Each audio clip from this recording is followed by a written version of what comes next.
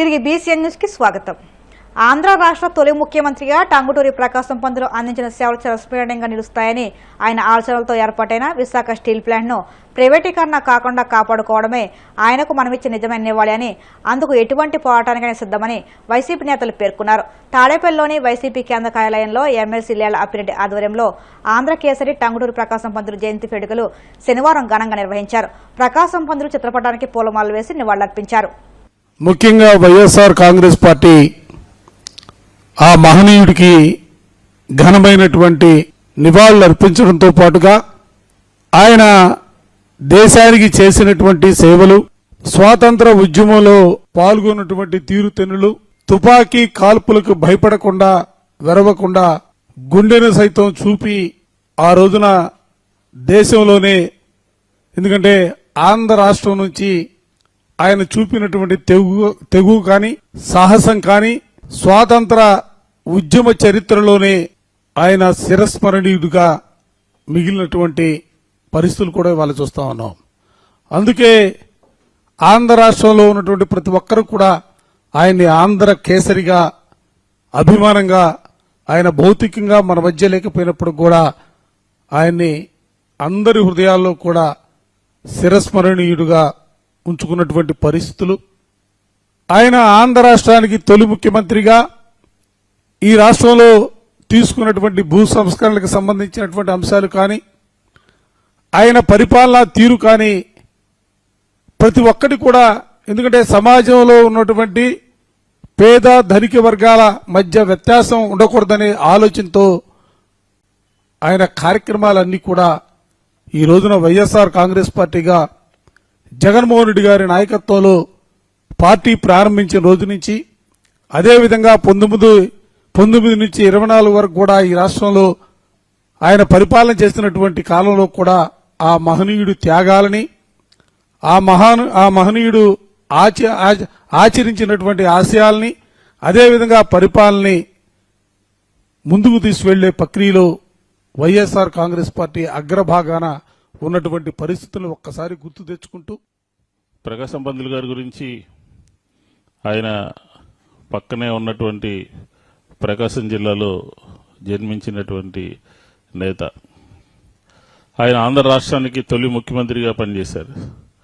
స్వాతంత్ర సంగ్రామంలో భారతదేశానికి స్వాతంత్రం తీసుకురావడంలో గాంధీ గారితో కలిసి పనిచేసినటువంటి మహోన్నతమైనటువంటి వ్యక్తి టంగుటూరి ప్రకాశం పంతులు గారు.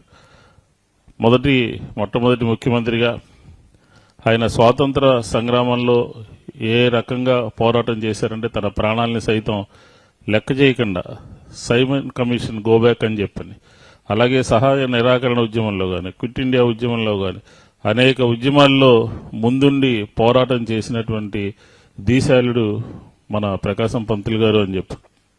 ఆయన చాలా ధనవంతుడు. చాలా బారిస్టర్గా విదేశాలకు వెళ్లి చదువుకుని తనకున్నటువంటి యావదాస్తిని ప్రజా సంక్షేమం కోసం, ప్రజల కోసం ఖర్చు పెట్టి చివరికి కటిగా దారిద్ర్యాన్ని కూడా అనుభవించినటువంటి వ్యక్తి ప్రకాశం పంతులు గారు. ఆయన పరిపాలనలో తీసుకొచ్చినటువంటి రిఫార్మ్స్ అన్నీ కూడా మహిళల కోసం, అలాగే మంచి పరిపాలన అందించడం కోసం, అలాగే సామాజిక న్యాయం కోసం ఏదైతే ఆయన ఆశయాలు, ఆయన లక్ష్యాలు ఉన్నాయో రాబోయే రోజుల్లో ప్రజల పక్షాన్ని నిలబడి పోరాటాలు చేయడం కోసం ముందుకు సాగుతాము అని చెప్పని ఆ మహనీయుడికి ఈరోజు వైఎస్ఆర్ కాంగ్రెస్ పార్టీ ఘనమైనటువంటి నివాళులను అర్పిస్తూ ఆయన అడుగుజాడుల్లో మనం అందరం నడవాలి అని చెప్పని సందర్భంగా ఆయన సిద్ధాంతాలకి, లక్ష్యాలకి పునరంకితం కావాలి అని చెప్పని కోరుకుంటూ నమస్కారం. అందరికీ కార్యక్రమంలో పాల్గొన్నటువంటి అందరికీ కూడా నమస్కారాలు.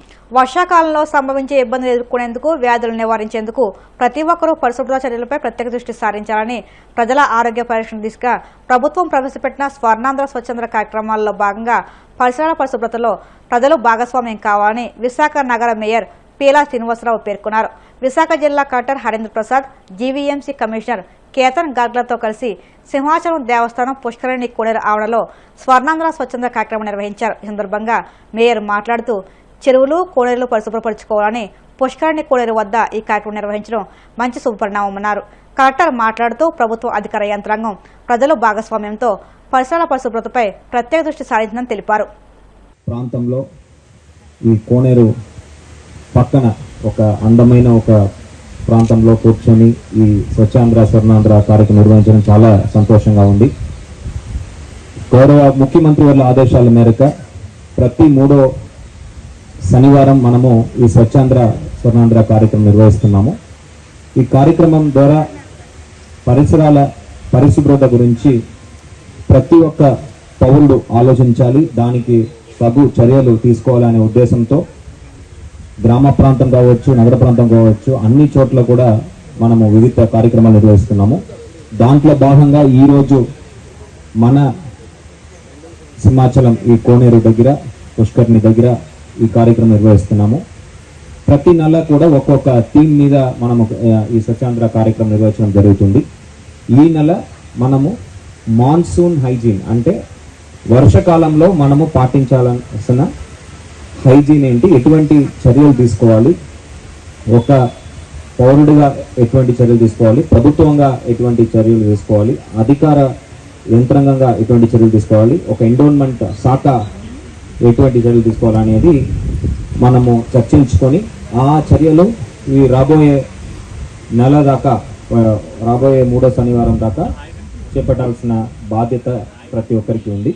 వార్డులో చేస్తున్నాము, కానీ ఏదైతే టూరిజం ఏరియా ఉందో టూరిజం ఏరియాలో కూడా తీసుకోమని కలెక్టర్ గారికి ఆదేశాలు ఇవ్వడం, కలెక్టర్ గారు కానీ కమిషనర్ గారు, సింహాచలం దేవస్థానం ఈవో గారు, కార్పొరేట్ గారు, మా కార్పొరేషన్ సిబ్బంది దీన్ని ప్రత్యేకంగా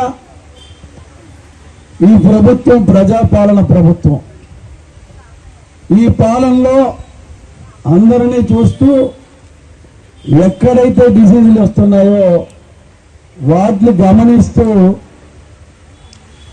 ఆ కంప్లైంట్స్ కూడా కంట్రోల్కి చేయాలంటే ఇటువంటి టూరిజం ప్లేస్ నుంచి తీసుకోవాలని ఇవాళ ప్రోగ్రాం తీసుకోవడం, ముఖ్య అతిథిగా కలెక్టర్ గారు రారు.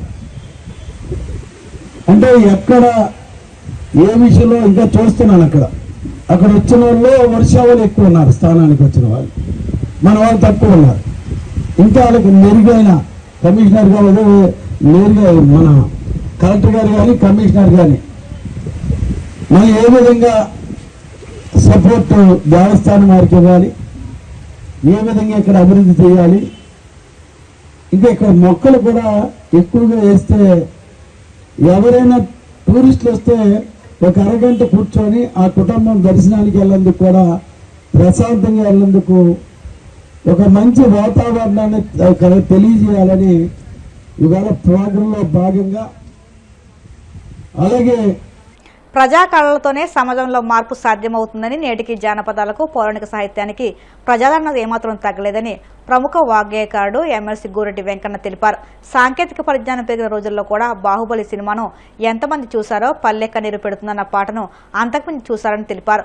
సిపిఐ రాష్ట్ర మహాసభ సందర్భంగా జరుగుతున్న కళాపోత్సవాల్లో పాల్గొనేందుకు వచ్చిన ఆయన ఒంగోలు ఎంసీఏ భవనంలో నిర్వహించిన మీడియా సమావేశంలో మాట్లాడారు.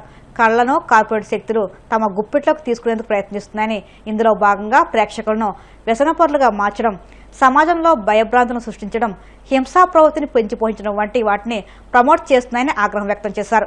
ఈ అపసవ్యమైన విధానాలు వెళ్తున్న కాలంలో 100 ఏళ్ల నాటి స్ఫూర్తిని ప్రపంచవ్యాప్తంగా ఇంకా క్యాపిటలిజం పరిష్కారం అని చెప్పి వచ్చిన క్యాపిటలిజంలో వచ్చిన స్వేచ్ఛ ప్రజాస్వామికత స్థానంలో క్యాపిటల్ కార్పొరేటీకరణ అయి ప్రపంచవ్యాప్తంగా గ్లోబల్ లిక్విడ్ క్యాపిటల్ అంటే నిరంకుశత్వం ఏర్పడుతున్న కాలంలో కమ్యూనిస్టు పార్టీలు ప్రజల కోసం వాటి పరిమితులు ఎంతున్నా ప్రజా కళారూపాలు, కమ్యూనిస్టు పార్టీలు, సాంస్కృతిక ఉద్యమాలు, సమాజ అభ్యుదయాన్ని కాంక్షించే రచయితలు, కవుల యొక్క పాత్ర ఎంతైతే సమాజంలో ఉందో ఉండటం వల్లే పాలకులు ఏ మేరకైనా ఆ మేరకు తమను తాము కొంత ఒక మెట్టు తగ్గించుకుంటారు. ప్రశ్నించే గొంతులు అంటారా, లేకుంటే ప్రజల పక్షాన మాట్లాడతారంటారా, ఈ క్రమం సాగుతూ ఉన్నది. అక్కడ లాటిన్ అమెరికన్ కంట్రీస్లో అట్లా జరుగుతూ ఉంది. ఈ దేశంలో కూడా బీహార్ కానీ కేరళ కానీ ఇదంతా కూడా ప్రజలకు సంబంధించి ఒక ప్రజాస్వామిక సంస్కృతి కోసం మేము వచ్చినాము. దానికోసం ఈ మాకు తెలిసిన పాటలు పద్యాలు పాడి పోవడానికి వచ్చాము. అది అంతే. కళలు, సాంకేతికత, ఆర్టు, పెట్టుబడి ఈ మూడు కలవద్దు. కళ అనేది అంతర్ముఖంగా ఉండటం కోసం, లేకుంటే శ్రమతో దగ్గర ఉండటం కోసం, లేకుంటే ప్రజలను ఆలోచింపజేయడం, ఆనందింపజేయడం కాదు.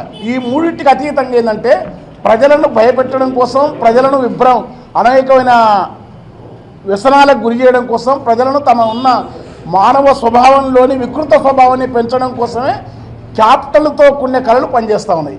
ప్రజా కళాకారుల పాటకు కూడా అదే ప్రత్యామ్నాయంగా అదే పేరుంది. అది జానపదం కావచ్చు, ప్రజా కళలు కావచ్చు, ఈవెన్ పౌరాణిక నాటకాలు కూడా ఇప్పుడు తగ్గింది. కానీ ఒక చీమకుర్త నాగేశ్వరరావు, ఒక మొలకారెడ్డి, ఒక రజనీబాయో ఇలాంటి కళాకారులు ఏమైనా పాడితే ఏవి సుబ్బారావు గారు అంత స్థాయి ఉండేది. అట్లా అండి మొలకారెడ్డి లాంటి వాళ్ళు లేకుండా బద్వేలు కానీ ఏ పైసలు లేకుండా వాళ్ళంటే కళలకు నిజమైన కళకు లేదు. సాంప్రదాయ కళలు త్యాగరాజస్వామి, అన్నమాచార్యులు ఆ రకంగా వచ్చిన సాంప్రదాయ సంగీత కళాకారులు కూడా అదే గౌరవం ఉంటుంది. మంగళంపల్లి బాలమురళీకృష్ణ వారితో కూడా క్వాలిటేటివ్ వచ్చు. కానీ వీటన్నిటికి భిన్నంగా ఎప్పుడు విలువలున్న కళారూపాలు, మార్కెట్ కళారూపాలకు మధ్య సంఘర్షణ, వినిమయంతో కూడిన కళారూపాలు, వినిమయం లేకుండా జరిగే కళారూపాలకు ఉన్న గౌరవం, అది సాంప్రదాయం కానీ, అది సమాజ హితం కోరేది కానీ, లేకుంటే ఒక చైతన్యవంతం చేసే కానీ, వాటిలో కళాత్మకతతో పాటు కొన్ని విలువలు ఉంటాయి. వీటిలో కళాత్మకత శూన్యము, విలువలు శూన్యము. కళాత్మకత ఉన్నట్టు భ్రమింపజేస్తారు వాళ్ళు. ప్రపంచంలో ఏ పుస్తకాన్ని దోస్తవేసి కానీ, గోర్కి కానీ, ఏ రచయితను ఎక్కడ నీకు ఏది నిషేధించినా ఆ రచన నిషేధించబడిన దానికంటే ఎక్కువ పోతుంది. నిషేధం అనేది మన దగ్గర ప్రేమచంద్రును నిషేధించినారు. ఆ రోజుల్లోనే జాతీయోద్యమ కాలంలో ఎన్నో పుస్తకాలు నిషేధించినారు. కనుక నిషేధం అనేది పాలకుల యొక్క అల్పత్వాన్ని, పాలకుల యొక్క సంకుచితత్వాన్ని సూచిస్తుంది. ప్రజాస్వామ్యానికి అది అక్షరాన్ని నిషేధించకూడదు. వాళ్ళ ఆచరణకు సంబంధించి ఏమంటే మాటలు అక్షరం ఎప్పుడు నిషేధించాలి. అక్షరం అనేది సాంప్రదాయకు చెప్తున్న సరస్వతిని ఎవరైనా బంద్ చేస్తారా? అక్షరాన్ని ఎవరైనా బంద్ చేస్తారా? ఆలోచనను బంద్ చేస్తారా? ఆలోచన అనేది బహువిధాల రూపాలు వస్తుంది. పంచతంత్రం లాంటి రాజు నిర్దయుడై కఠినంగా పెత్తనం అమలు చేస్తే కూడా పంచతంత్రం లాంటి కథలు వచ్చినాయి. కాళిదాసు లాంటి వాడే రాజును తిట్టాలంటే ఏనుగు మీద పెట్టి ఒక పద్యం చెప్పినాడు. సింహము కరువు వచ్చింది, ఆకలితోని ఏనుగు తల్లాడిపోతుంది, అన్నం లేదు, ఎండు గడ్డి జమ్ము మేస్తున్న కాలంలో సింహం వచ్చి కేసరంలో విభూతి సింహం వచ్చింది. సింహం కలలో వస్తే చనిపోయి ఏనుగు సింహం పక్కన పడితే కూడా దాన్ని లెక్క చేస్తలేదని చెప్పి ఆనాటి నుంచి కూడా కవులు, కళాకారులు ఎవరైతే ఉన్నారో లోకహితం కోసం, ఆధిపత్యాల ధిక్కరణ కోసం ఉంటారు. కనుక ఎప్పుడూ నిషేధించబడ్డది ఏది కూడా ఎల్లకాలం నిషేధన ఉండదు. అది కొత్త రూపమే. వార్తలు ముగించే ముందు ముఖ్యాంశాలు మరొక్కసారి. గుంటూరు కలెక్టరేట్లో కేంద్ర మంత్రి పెమ్మసాని సమీక్ష. కేంద్ర ప్రభుత్వ పథకాలను సద్వినియోగం చేసుకునే విషయంలో అధికారులు సమన్వయంతో పనిచేయాలని సూచన.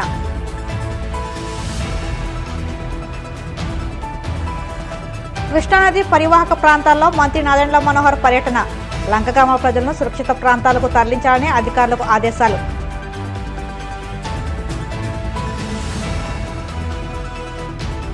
రౌడీ షీటర్ శ్రీకాంత్ పేరు వ్యవహారంలో వైసీపీ ఉద్దేశపూర్వకంగా దుష్ప్రచారం చేస్తుంది. నెల్లూరు టీడీపీ ఎమ్మెల్యే కోటరెడ్డి చిదర్రెడ్డి మండిపాటు. రాష్ట్రంలో ఎరువుల మాఫియా విజృంభిస్తున్న వైసీపీ మాజీ ఎమ్మెల్యే అనంత వెంకటరామిరెడ్డి. యూరియా సరఫరాలో చంద్రబాబు పూర్తిగా విఫలమయ్యారని ధ్వజం. ఈ వార్తలు ఇంతలో సమాప్తం. మరిన్ని వార్తల కోసం BCN digital YouTube channel, Facebook పేజీని ఫాలో అవ్వండి. అప్డేట్ వార్తల కోసం ప్లీజ్ సబ్స్క్రైబ్.